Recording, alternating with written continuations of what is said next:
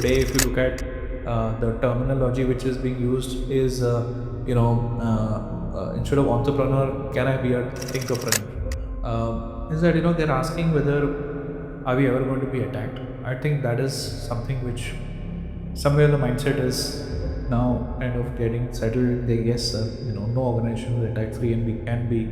It's not a question of how, but it's a question of when, When. right? And I think this is much more required in a country like India, which is growing and very prominently it's growing. We're And planning to be the third largest economy per capita. Economy. So, of course, how Japan progresses, I can tell you the government is really focusing on, and obviously India NC also is focusing to see how do we kind of, take ourselves to the third largest economy in the world. It's thinking very different, right? And the mindset is also a completely a different mindset where they are constantly on innovation.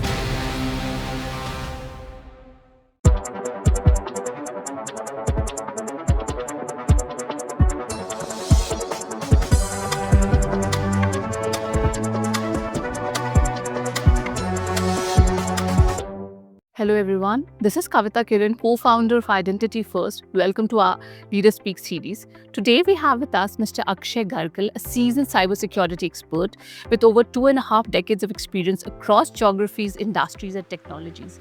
Welcome Akshay to the show. So we would like to start with the ambitious India's AI mission. Now the government has allocated rupees 2,000 crore for the India AI mission. What are the key focus areas and how will it shape India's AI landscape? Sure. First of all, thank you, Kavita, for having me over in your show, and also thank you to Identity First for inviting me. It's always been a pleasure to interact with you. Thank you. So on the India AI mission, I think the objective is very clear. That AI is the way forward, and how do you kind of use AI in terms of building innovation research centers, skilling, and so on and so forth. Now, obviously, the objectives of the AI mission is very clear, and that's how the budget allocation has been done. So it brings to my next question, Akshay. The recently released DPDP rules aim to operationalize the Digital Personal Data Protection Act. Now, what are the key takeaways and what concerns have emerged post its release? Yeah, absolutely. And, a great question, and the need of the hour is what I would say. So we are aware, right, that the DPDP essentially received the president's assent and became an act in August 2023. Now, essentially on 3rd Jan 2025, the rules or the delegated legislations have come out. These are draft rules up for public consultation. And the rules essentially are covered from rule number 3 to rule number 22. And then, of course, there are provisions, 7 odd provisions, which have been given across the draft rules. Now, another area, while DPDP is definitely going to be full action shortly, another area where the government is really focusing in significantly is the cybersecurity, right? With the rupees 782 crore allocated to cybersecurity per se, how will initiatives like Cyber Swachh Kendra and Cyber Surakshit Bharat enhance digital security?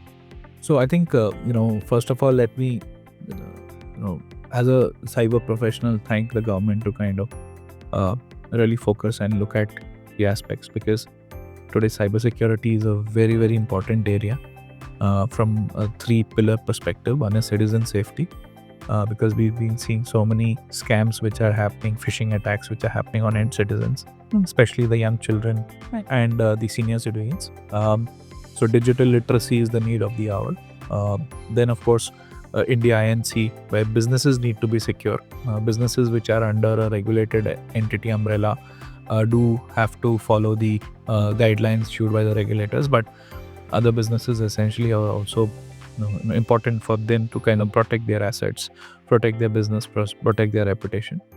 How will the budget's focus on digital public infrastructure drive economic growth and financial inclusion? Absolutely. And a great question. I think if you look at digital public infrastructure, right? Digital public infrastructure is essentially based on 3 main pillars. Identity, that's the first pillar. You look at data sharing, that's the second pillar, and the payments, right? Identity like Aadhaar, etc. Payments is more on the UPI front, right? And then data sharing is more on the account aggregation and things like that. Today, if you look at how the DPI is structured, let me look at give you some examples, right? So, for example, if you look at rural finance access, you look at microservices which have been provided to rural India through digital payments, right, and microcredits. Right, that is one area that entails and comes predominantly. Second is the public service delivery, right? More on the you look at the faster direct benefit transfers and those kind of things. The next is secure data exchange, right? If you look at the secure data exchange, it's more about how the information essentially is exchanged across the board, and that information available, what sort of information is available.